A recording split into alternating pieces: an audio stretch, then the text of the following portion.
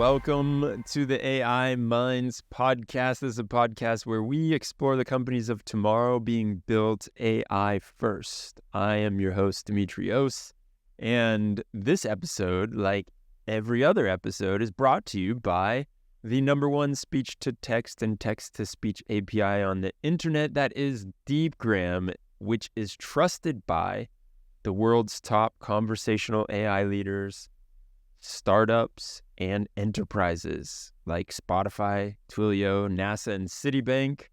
We are here today with the Director of Marketing at Pinpoint Global. Tony, how you doing, man?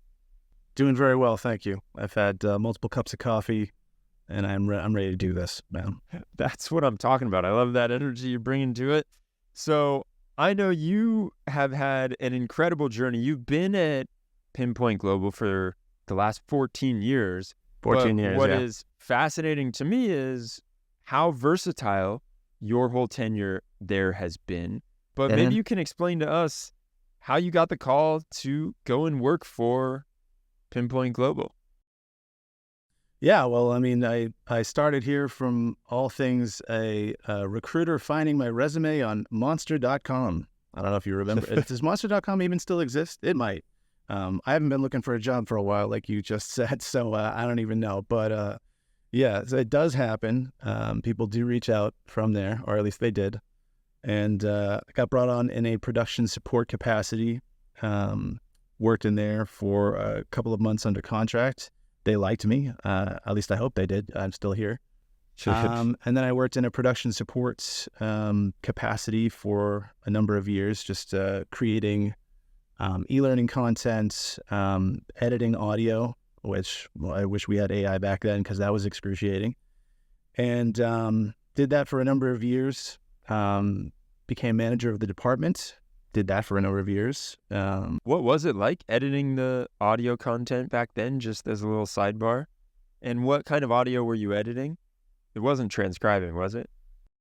No, not transcribing, editing. So we recorded. So for the various e-learning presentations we would put together, some of them had, narration where it wasn't fun narration. We do, and I think our clients will agree, we make training for, the financial services and healthcare industries. So not the sexiest content, a little bit dry even.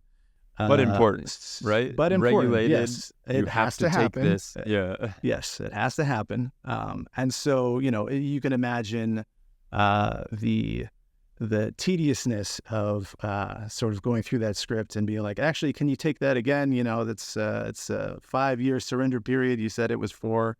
We got to do that again. So, yeah, a lot of that. And actually, we would have outside talent. And then eventually somebody was like, why don't you just do it? And so now it's me reading the scripts and editing my own voice.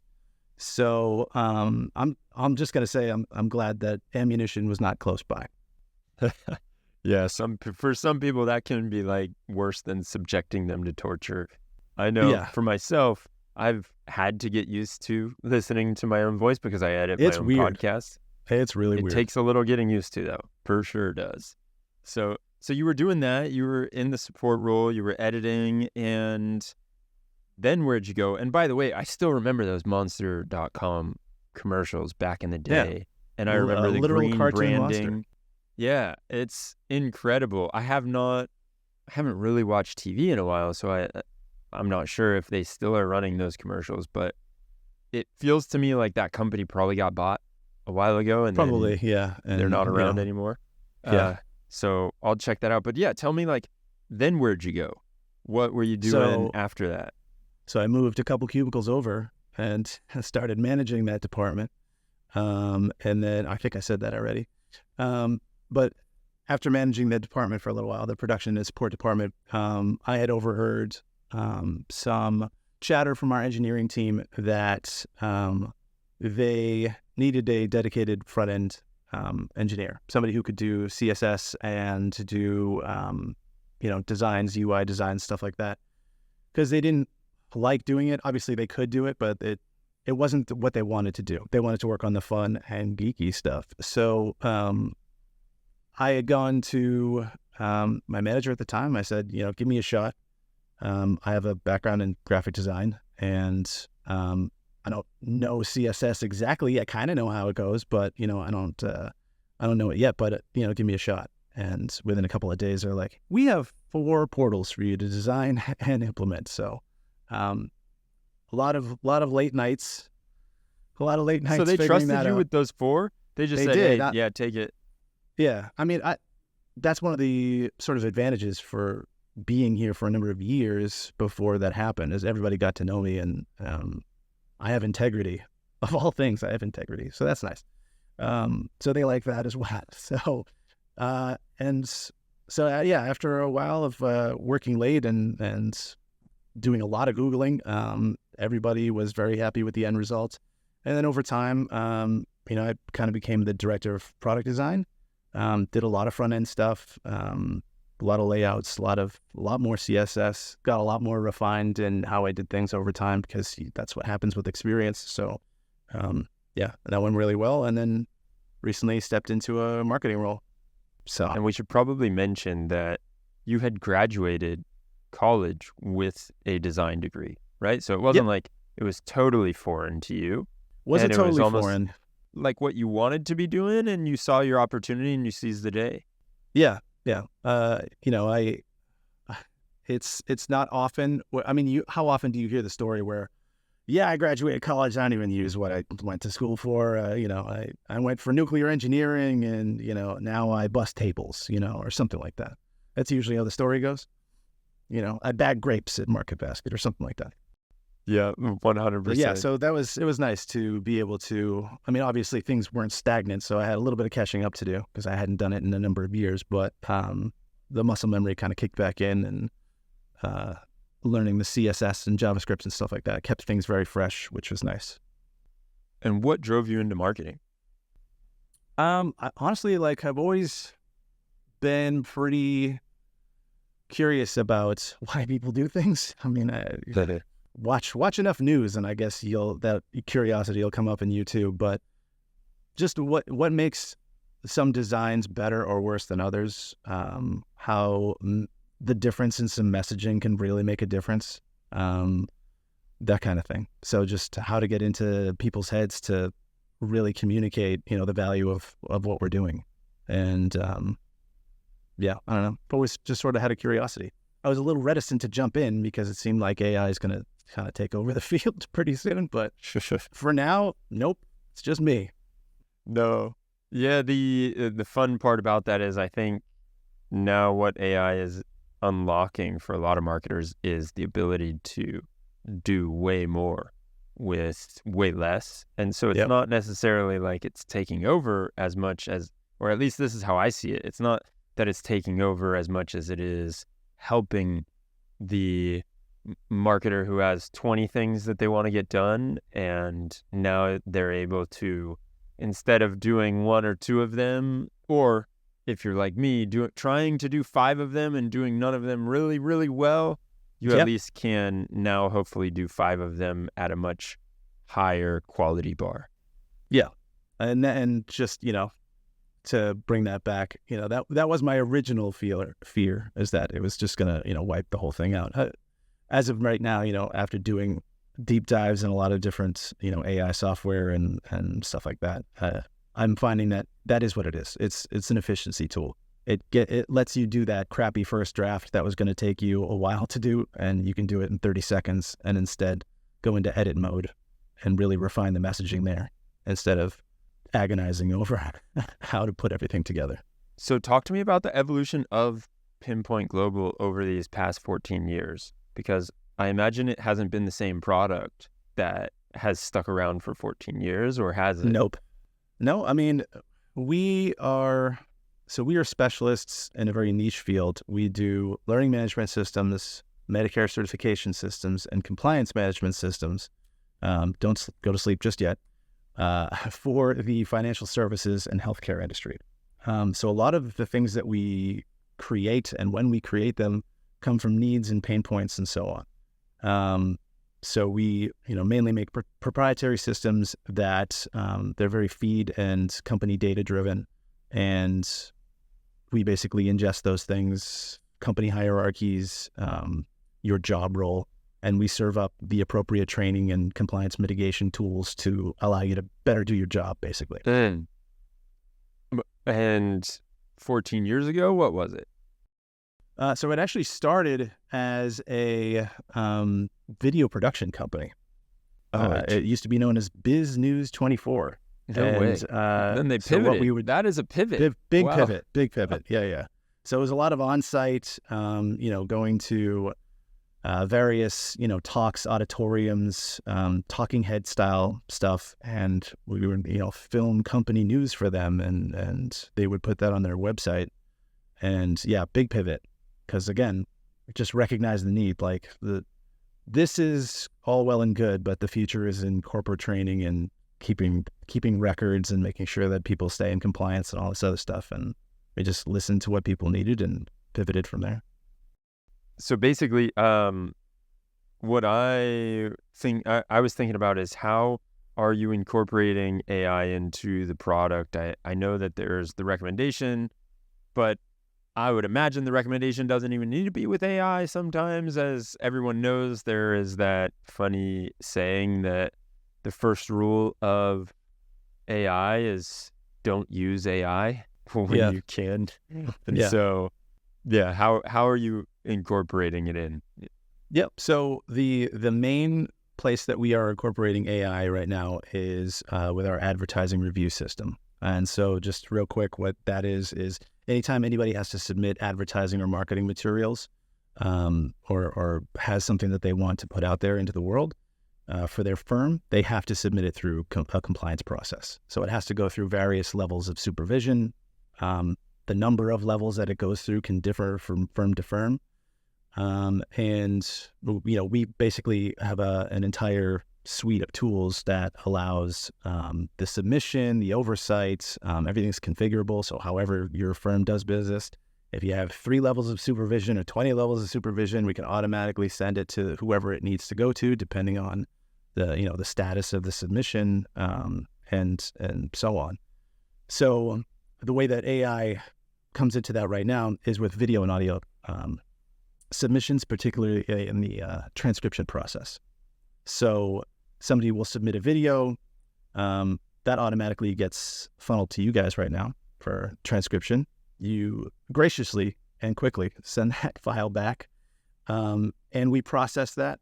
And we do some processing on top of that file, where we have basically a lexicon library. It's just a definition of terms defined by the firm that will red line or yellow line, depending on the level of risk, the transcript that comes back. And so when it gets sent to review, the people reviewing it won't have to sit there and watch the entire video. They won't have to transcribe it first to really see what they're working with. And we are able to kind of surface the riskiest things that people said in an annotated PDF. And that annotated PDF is also linked so that any of the things that the system redlines, if they click on that, it goes to that point in the video and plays that so you can see it in context to see if it really is a risk. So basically, me as financial advisor, fiduciary, I'm no longer Demetrios, I'm D-Money, basically. D-Money. That's my perfect fiduciary doing business name. As DBA D-Money. Exactly. I am making videos for my clients, or I'm sending out podcasts or voice notes, whatever it may be, to a distribution list. And in there, maybe I have some stock picks, and I say things like, this stock is sure to double your money, or it's going to the moon, that type of language. Yeah, you go full crypto. Yeah. Just be like, we're going to moon soon. Token unlocks coming in 2 months. Dump your bags before then. Yeah. That's getting redlined like crazy, I imagine. Big time.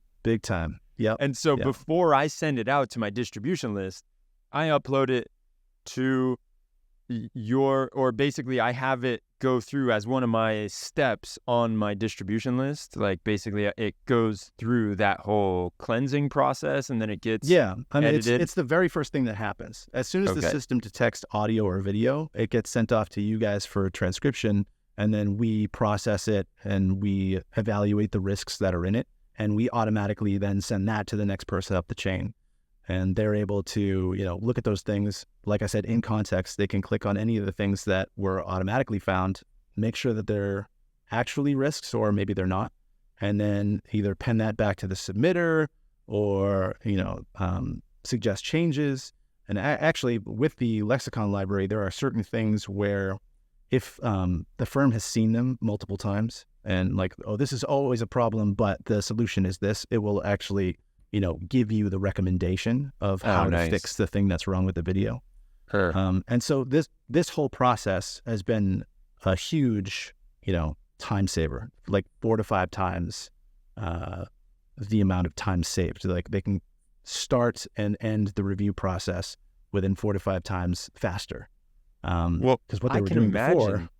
Yeah, somebody doing a podcast and spending hours talking about different ways that the markets are moving and things that they're bullish on, and then you don't release that, but somebody needs to review it. And if it's an hour-long podcast, let's just say it's an hour long, which is pretty standard and typical, but God forbid it's like a 3-hour-long marathon, and now you need somebody to edit that and be very, it's not just listen to the podcast, it's be on the top of your game for something that could potentially get you into hot water. And so if you have human error is a huge factor all over the place, especially if this is what you're doing all day. If your thing is reviewing these submissions all day, and it's not just like video submission after video submission, you've got flyers, you've got, all kinds of different media coming your way. So you got to constantly be switching gears.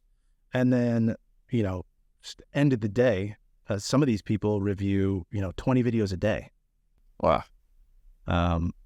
So and you still have humans reviewing? Is it? Oh yeah, they have to. On your side, or is it on the company that submits it side? It's on the client side.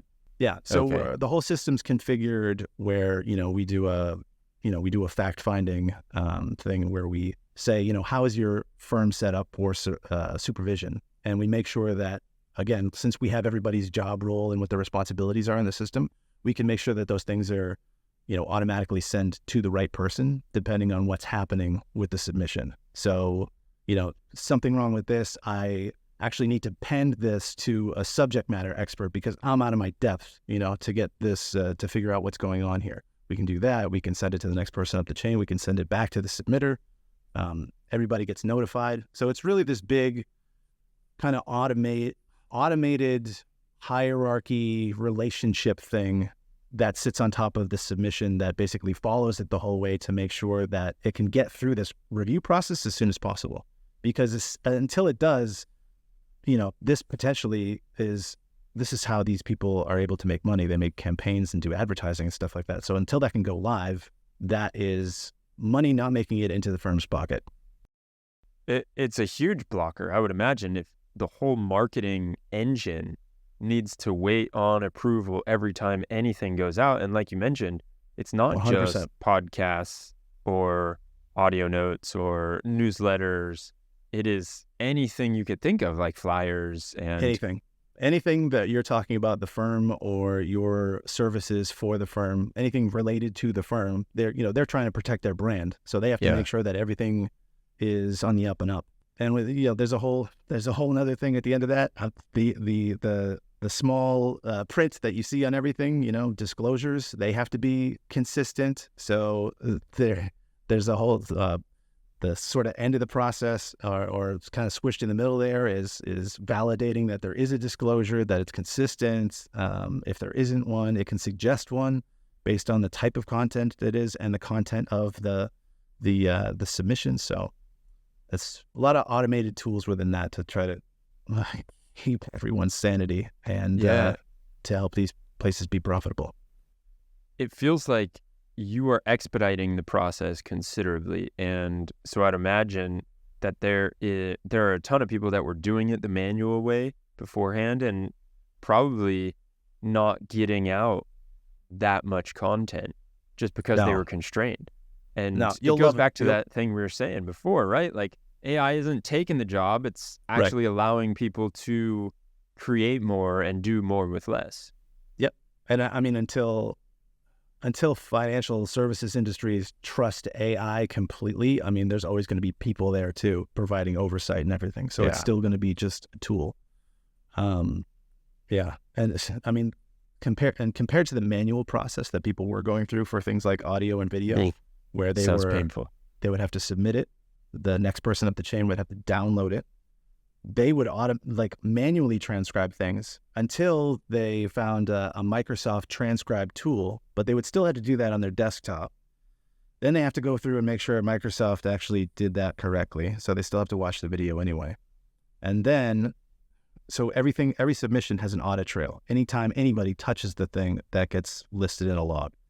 And so they would use that log to log a comment that says, hey, at 1:13, you said this. I'm not so sure about this. So now you have that listed. You know that it's a problem, but you can't just click on it and see the video. So you have to, as the submitter, probably download the video again or open it and have this on at this side. So everything is just a very lengthy, tedious process. Wow. Sounds like a mess. The way that you're doing it allows for such when I look at it, I think, yeah, of course it should be like that. Mm-hmm. Why wouldn't you want to we expect that type of product experience with almost everything else that we interact with that's technology. Why wouldn't we expect to have that for enterprise software and for software or just like B2B software? And so it is really nice that you're going down that route to significantly expedite the whole process of getting things out the door for these financial advisors. And so now we're on the hunt, for some of our other compliance modules, trying to find ways that AI can basically do that too. You know what I mean? Just laborious, tedious processes that are either manually done or there's just too many cooks in the kitchen, and see if we can streamline that. I believe it. Well, Tony, this has been great, man. I'm really excited for what you all are doing, and I appreciate you coming on here and talking to us about it. Thank you. Thank you very much for having me. I do have maybe you can splice this in. I do have kind of an interesting story about how we actually ended up selecting you guys. Oh, tell me, yeah. I think we slimmed down the list from, something like 25 to 5 different, transcribers. And, we wanted to make sure that you guys were, or that anybody was kind of up to snuff with the transcription, obviously. So the way that we did that, one of the ways that we did that is we went to ChatGPT and said, hey, make a script that would trip up an audio transcriber. And what they gave us was, 5 minutes of the most alliterative dribble that you've ever heard, just unintelligible sentence one after another. Were you the voice over for this again? I was. Yes, I went. So remembering I had to your read roots? it. It actually didn't take too many takes. I was kind of, pretty satisfied with myself. But, God forbid I screw up the wacky script. Anyway. So I get in the booth and I'm reading it, but I also, filmed myself with a Snapchat filter because why not? Let's make it entertaining. Reading this stuff, and we fed it to you guys, and you processed it really quickly, and it was like 98 point something effective. And we're like, wow, this might be one to move on to the next round. Yeah. We need to look deeper into this. And incredible. Yeah. Well, I love hearing stories like that. Awesome, man.